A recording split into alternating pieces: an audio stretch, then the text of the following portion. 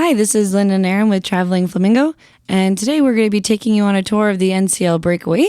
So this summer we got a chance to go on a 7-day Caribbean cruise leaving from Miami, and there were some things that we really loved about this ship and some things that we would change if it was up to us. The sister ship to the Breakaway is the Getaway, so if you're on the Getaway or Breakaway, you've got your trip coming up, the information for this would be relevant for both of those trips. So all that information and more coming right up.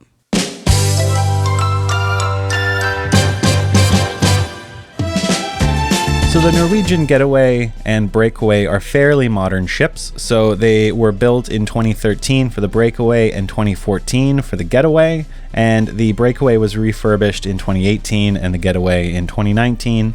The hull is designed by Peter Max and it shows the home port of New York for the Breakaway.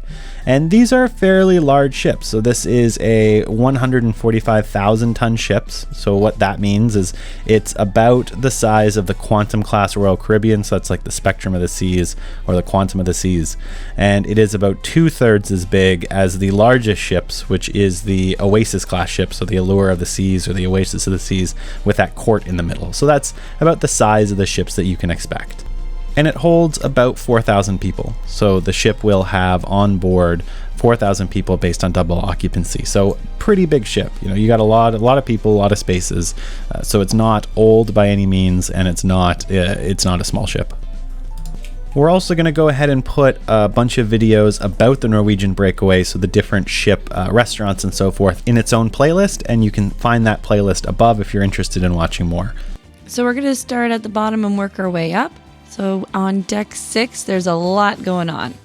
The first thing you'll come to is the Spiegel tent, which is a flexible entertainment space that can be used for a variety of events. While we were on the ship, we did the Big Top, which is an escape room. I'd never done one before, so that was sort of cool. And we also did the Wine Lovers, the musical. So this is a combination of wine and food, which is always a great pairing. But there was an extra fee. So we did it's a pretty intimate, entertaining space. So no matter where you're sitting, it was a great view. And the actors and performers they had who were amazing. So they really did include the audience in the event. So that is the Spiegel tent. Just off to the side is the card room with board games and the library. So we didn't make use of this space while we were on the ship, but we did see a lot of families going in to play some games or just have a bit of a quiet space away from all the busyness. In the middle of the ship, there is a lot going on. As Linda said, there is the shore excursion desk. So if you want to pre-book your next cruise or you need to book your excursions, you can go ahead and do that there. There's the internet cafe, which has huge lines on the first day. So do be prepared. That internet cafe area is where you can sign up for your internet packages. There's the Atrium, where they have a lot of activities. There's a whole bunch of seating, very comfortable seating, and there is a big TV that's, almost 2 stories high, and they do a bunch of events there, like the dating game and so forth.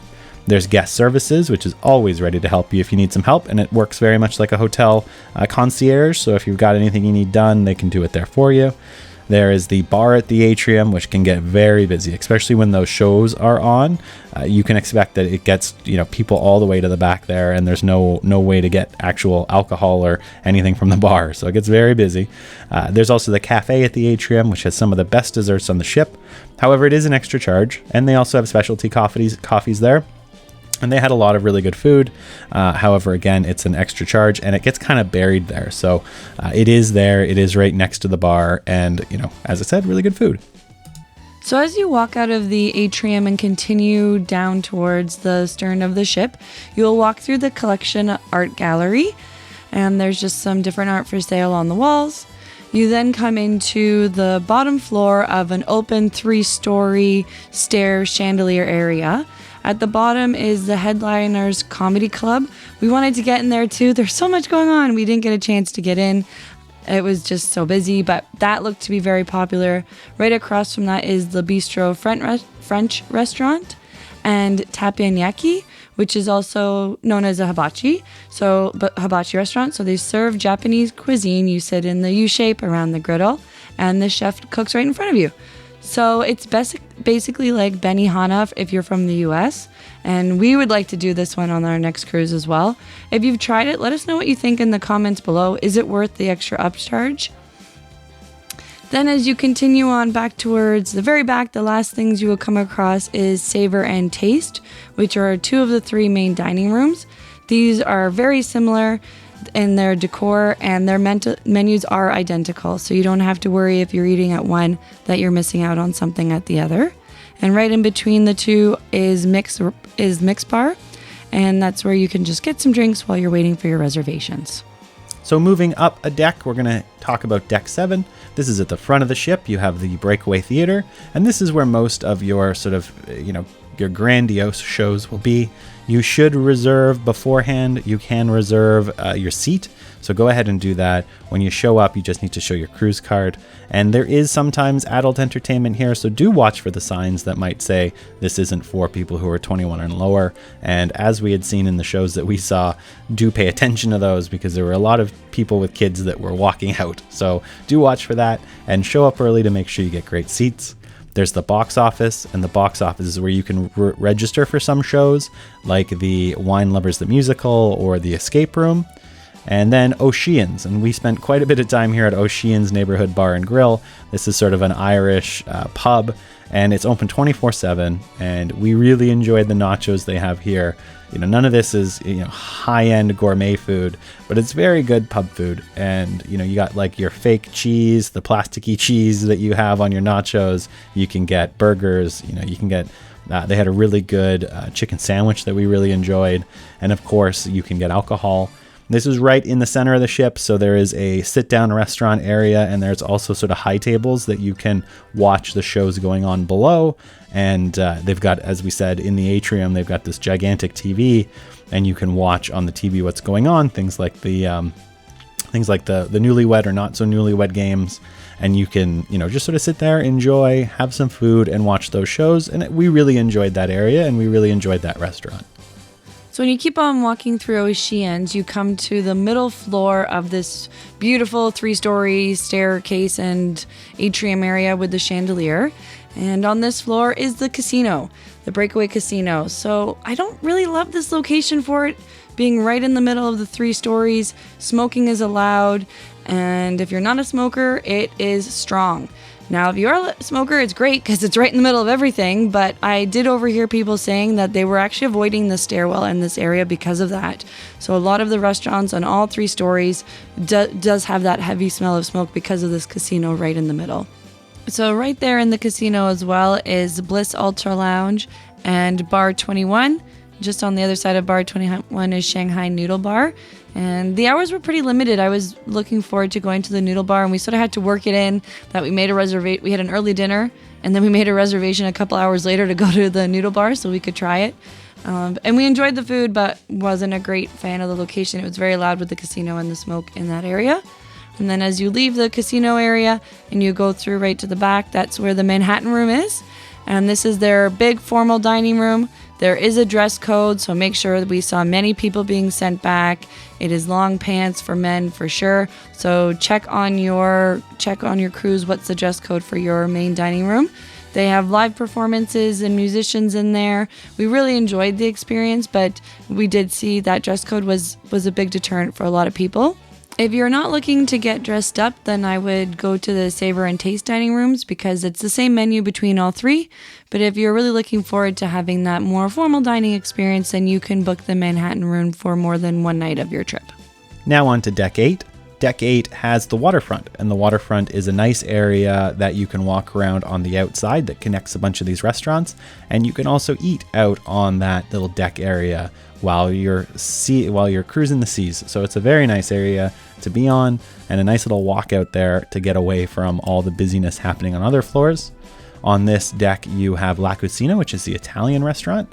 We do have a more in-depth video about that. It's an a la carte restaurant, and we both enjoyed it. We'll put a link to that so you can go ahead and see it and check it out if you're interested in that restaurant.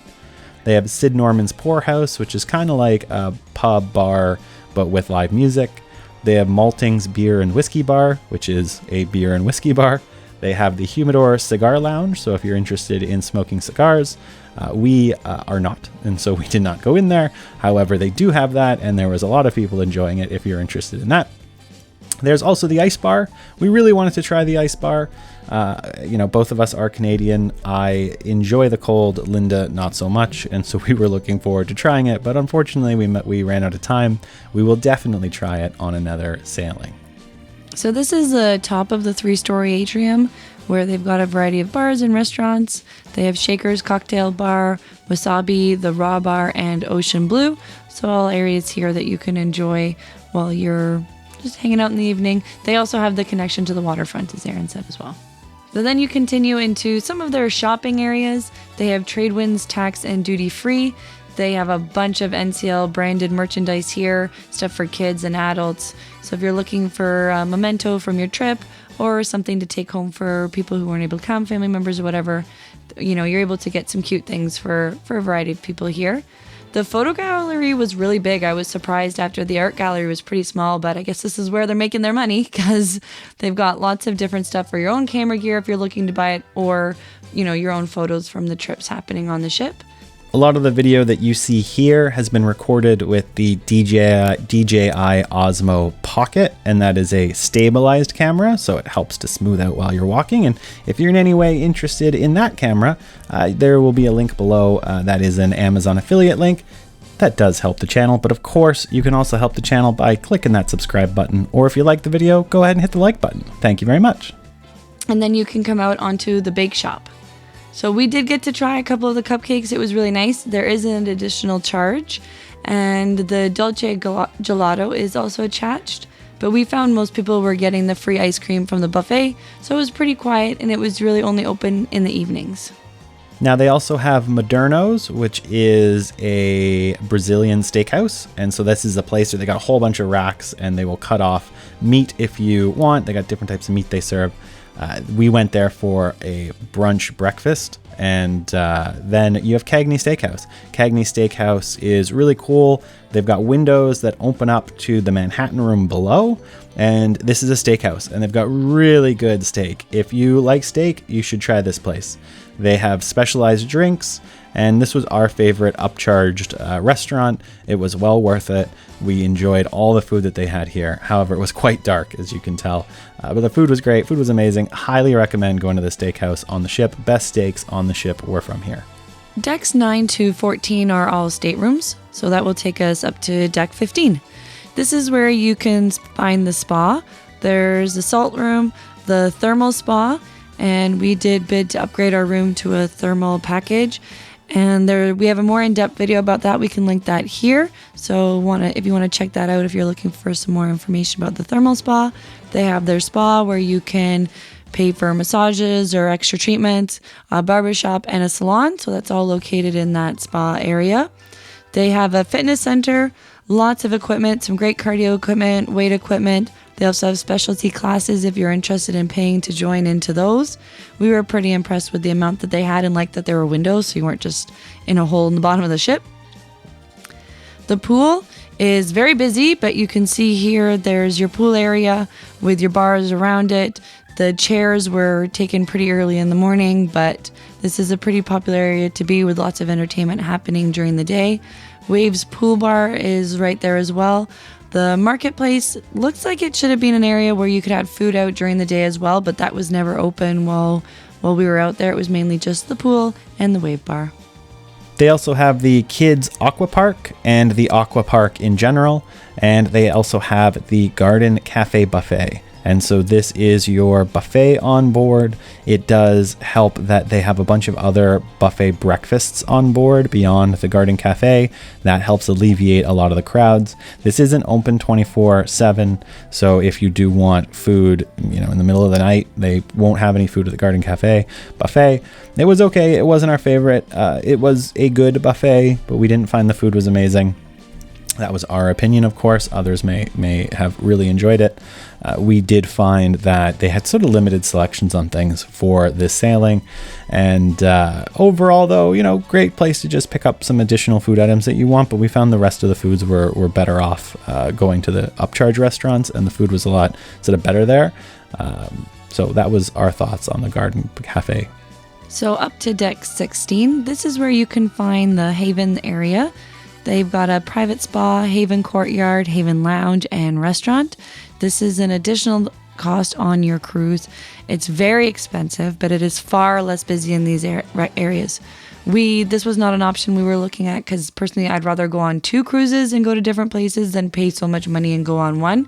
But the reviews we've seen online, people love it. So if that's something that's in your budget, you can look at doing. There's also the kids areas.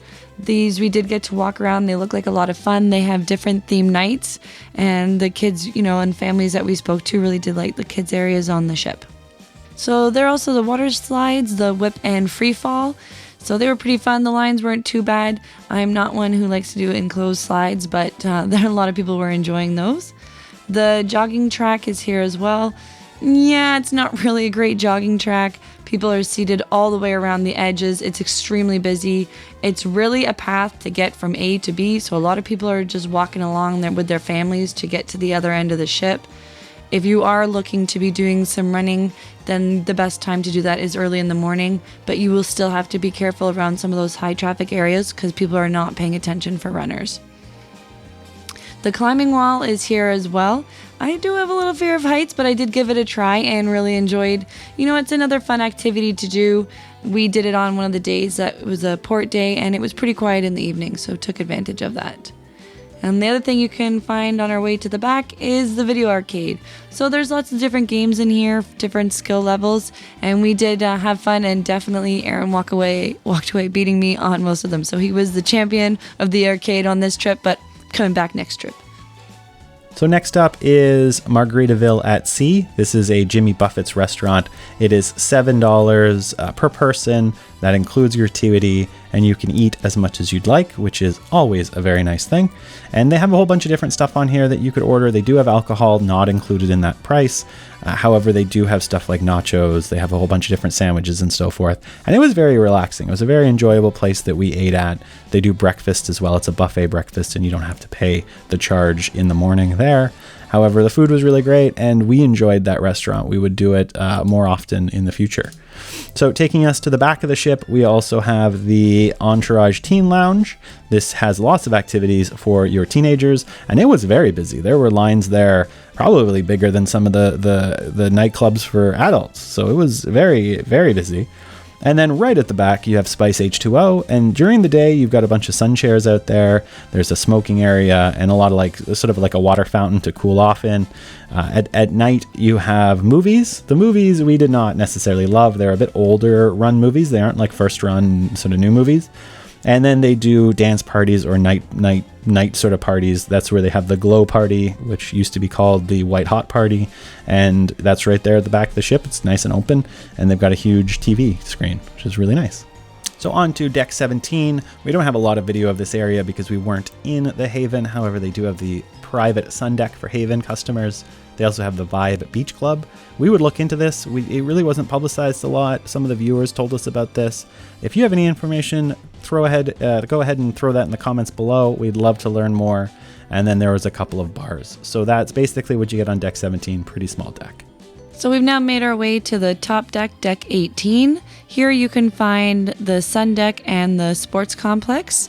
So this is where there is a 3-story action-packed activity area. So it's got the largest sea ropes course, the mini-putt area, and the multi-purpose basketball area.